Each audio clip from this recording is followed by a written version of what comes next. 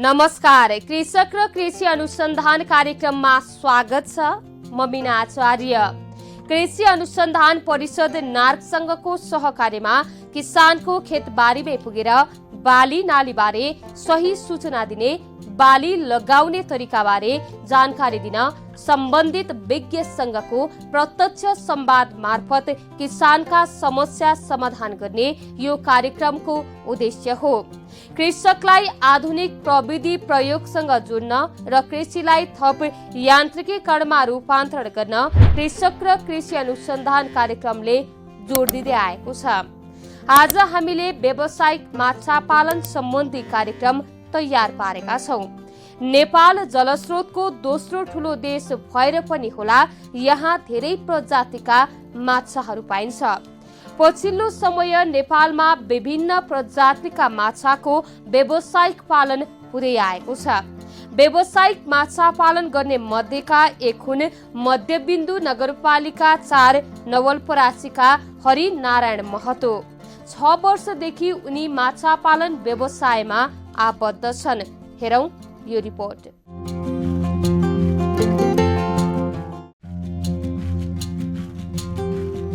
अनगिन्ती सपना मनभरि हजारौं रहर अनि काँधमा परिवारको जिम्मेवारी लिएर झुलामा पासपोर्ट बोकेर आज पनि हजारौं युवाहरू विदेशिन्छन्। बिरानो ठाउँ, परदेशी भूमि, अनजान मानिसहरूको भिडमा काम गर्न भने त्यति सजिलो छैन। मानिसको जीवन कसरी पैसा कमाउने र सुखशैलमा जीवन बिताउने भनेर दौडधुप गर्दैमा बित्छ।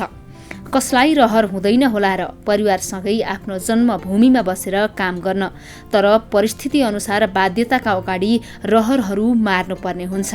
त्यस्तै मध्यबिन्दु नगरपालिका 4 नवलपरासीका हरिनारायण महतो पनि इराक र अफगानिस्तान गरी 9 वर्ष विदेश बसे। विदेशमा बिना गल्ती भोग्नुपर्ने सजाय, भाषा, सिप नसिकी जाँदा गरिने हेपाहा व्यवहार र श्रमको उचित मूल्य नपाएपछि उनलाई नेपाल फर्किन मन लाग्यो।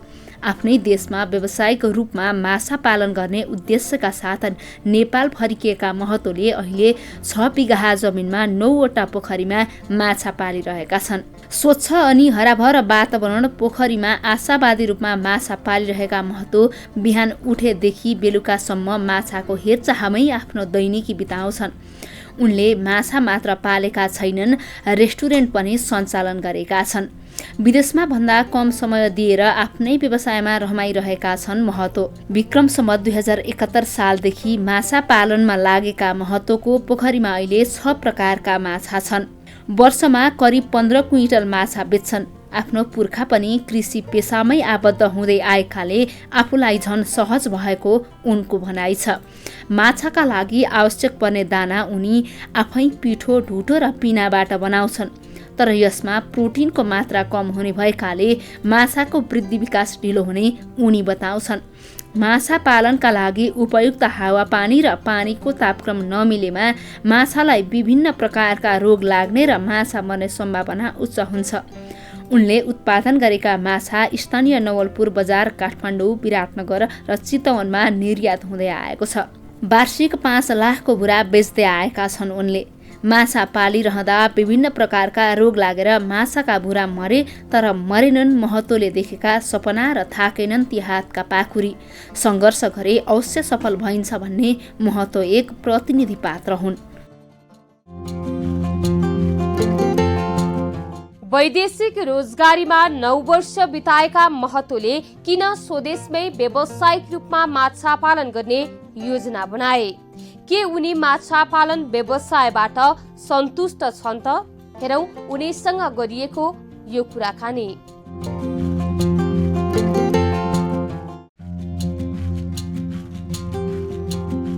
माछा पालन गर्न थालेको कति वर्ष भयो? यो पेसामा लागेको 2071 सालदेखि हो। 71 सालबाट निरन्तर कतिवटा पोखरी छ तपाईँको? लगभग 3 बिघाको क्षेत्रफलमा मेरो यहाँ 4वटा अनि सेरीमा गरी त्यहाँ 4-5वटा 9वटा छ। 9वटा पोखरी छ। हजुर। कुन प्रजातिको माछा राख्नु भएको छ पोखरीमा? मेरो यहाँ 6 प्रजातिको भनेपछि जम्मै कारो जातको ग्रास, कमन, रोहु, नैनी, सिल्भर ब्रिगेड गरी 6 जातको।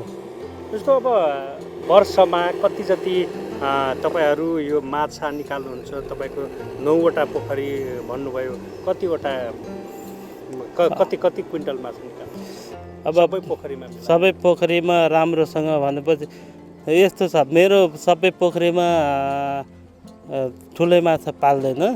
यो 4वटा पोखरीमा त ठुलो माछा पाल्ने, अनि उता चाहिँ म ह्याच हालेर भुरा बेच्ने गर्छु। जस्तो कति जति बेच्नुहुन्छ वर्षमा? वर्षमा त्यसमै भुराको लगभग 4-5 लाखको हाराहारी हुन्छ। अनि ठुलो माछा चाहिँ अहिले लगभग यो कोरोनाको भए पनि 6-7 कुन्टल जति माछा बेचियो यो वर्ष। यो वर्ष नभए अन्य वर्षहरूमा कति बेच्नुहुन्थ्यो? अन्य वर्षमा त्यस्तै 7-8 लाखको रेसियोमा बेच्छ। जस्तो कतिजनाको परिवार हुनुहुन्छ यही व्यवसाय गरिराख्नु भएको छ? के छ, सजिलै जीवनयापन गर्न? अहिले 4 जनाको परिवार छ। जस यो व्यवसायबाट म आफ्नो घर खर्च यताउता गरेर थालेकै छु। भनेपछि सन्तुष्ट हुनुहुन्छ? यो सन्तुष्टै छु। जस्तो अब धेरै मान्छेहरू, धेरै युवाहरू विदेश जानुहुन्छ, अब तपाईँको हकमा के छ? तपाईँ पनि विदेश पुगेर आउनुभयो कि यही व्यवसाय निरन्तर गरिराख्नु भएको छ? म पनि विदेशबाटै फर्केर आएको हो। अब विदेशमा 9 वर्ष काम गरेँ। अब म इराक र अफगानिस्तान गरेँ, 9 वर्ष विदेशमा बसेँ। त्यहाँबाट अनि विदेशमा पनि अर्काको गुलाम कति दिन काम गर्ने, होइन? त्यही भएर हुन त अब विदेश जानुपर्छ भन्ने मलाई लाग्दैन, तर नेपालको सरकार र ब्याङ्कको सन्दर्भमा ब्याङ्कले अब भर्खर यो लोन दिँदैन, लोन पर अलिक विश्वास लाग्दैन। त्यही भएर अब एकचोटि मतलब विदेश जानै पर्ने अवस्था बनाउँछ। बाध्यता हो हाम्रो। विदेश गएर केही ज्ञान सिकेर आएर, मतलब हुन त म विदेशमा अर्कै काम गर्थेँ, यहाँ आएर कृषि काम गरिरहेको छु। यो कृषिमा काम गर्दा कस्तो लाग्छ तपाईँलाई? जस्तो अरू व्यवसाय गर्दा र यो कृषिमा गर्दा कस्तो लाग्छ? अब कृषिमा काम गर्दा मैले अब बुवा पुर्खादेखि कृषि काम गरेको, त्यो अर्को व्यवसाय गर्दाखेरि अलि अज्ञानताले अलि पैसा जोखिम लगानी गर्न जोखिम हुन्छ, डुब्ने डर हुन्छ। यसमा पनि बढी छ, तर धेरै कमै हुन्छ। आफै खट्यो भने अलि कमै हुन्छ। जस्तो अब तपाईँ अब यहाँ 9वटा पोखरी छ, तपाईँको 9वटा पोखरीमा माछा पालिराख्नु भएको छ। तपाईँको आर्थिक स्थिति पनि अब यहीबाट चलिराखेको। जस्तो तपाईँ होटल व्यवसायतिर पनि हात हाल्नु भएको छ। के छ कसरी अगाडि बढिराखेको छ? अब यसमा अब यस्तो हो कि यसमा एकचोटि लगानी गर्ने हो। लगानी गरेपछि अब 6 महिनासम्म त पैसा त कुर्नु पर्यो। पहिला सुरुमा लगानी गर्नु पर्यो। लगानी गरेपछि अनि 6 महिनासम्म त पैसा हालै भयो। अनि 6 महिनापछि बेच्ने बल्ल बिस्तारै त्यो कभर हुन्छ। अब त्यही भएर म यो मात्र होइन कि वैकल्पिक बिजनेस मतलब होटलतिर हात हालेको। जस्तो यो माछाको बजार कस्तो छ? बजार कस्तो? माछाको तपाईँहरू पोखरीवालाहरूले कसरी सप्लाई गर्नुहुन्छ, कसरी बेच्नुहुन्छ? सहज छ कि छैन? के छ? माछाको व्यापार राम्रो छ, तर किसानहरू आफ्नो घमण्डले आफै प्राउड, म आफै बेच्छु, आफै मै जान्नु, मै भन्नु, आफै धोका खाएर बस्छ। अब यो माछा सप्लाई भनेको अहिले हाम्रो काठमाडौँ, पोखरा, चितवन। बजारको समस्या छैन? बजारको समस्या छैन।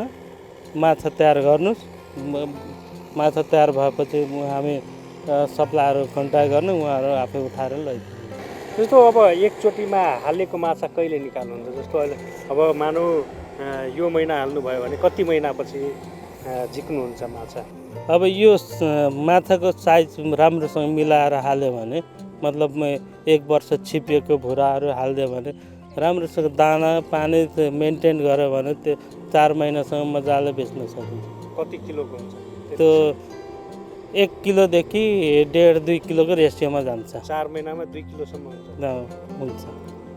पानी र त्यसको टेम्परेचर त्यो अक्सिजन हुनुपर्ने समस्या त्यसलाई मेन्टेन गर्दै जानुपर्छ। मेन्टेन गऱ्यो भने त्यसको माछा तयार हुन्छ।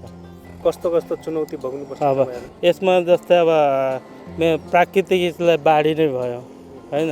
अब एउटा बाढी त्यो त छुट्टै भयो। बाढी आएपछि त्यसको माछा उफ्टेर त्यो बगिहाल्छ। बगेर गयो भने चाहिँ सबै माछा भागिहाल्छ।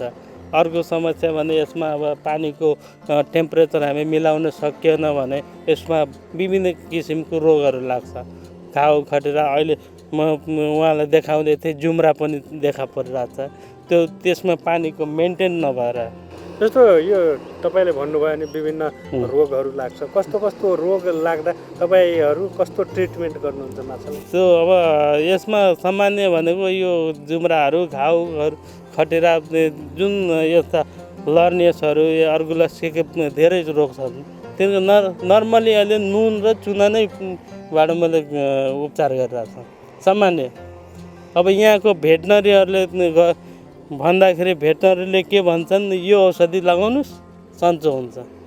तर एकचोटिको अवस्थामा मेरो पोखरीमा लर्नियोसिस भन्ने रोग देखा पर्यो। त्यो लर्नियोसिस रोगले अब यसको उपचार के गर्ने त?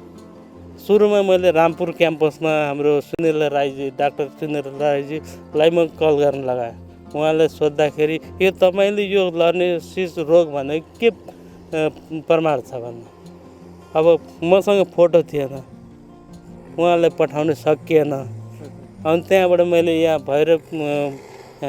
भैरव मत्स्य विकास केन्द्रमा उहाँ गुप्ता सर अधिकृतलाई कल गरेँ। तपाईँ मेरो पोखरीमा यस्तो यस्तो रोग देखा पर्यो, अब के उपचारहरू? तपाईँले केही पनि नगर्नुहोस्, साइपरमेथिन भन्ने एउटा क्लिनर हुन्छ, त्यसलाई मिलाएर हालिदिनुहोस् उहाँले भन्नुभयो। तर मिलाएर हाल्नु त भन्नुभयो, कति हाल्ने मैले त्यो सोधिनँ होइन। फेरि मैले भेटनरी सोद्धाखेरि भेटनरीको उहाँले अलिक बढी नै भनिदिनु भयो। बढी भन्दाखेरि मैले माछा लगभग 50 किलो जति मरेर गयो।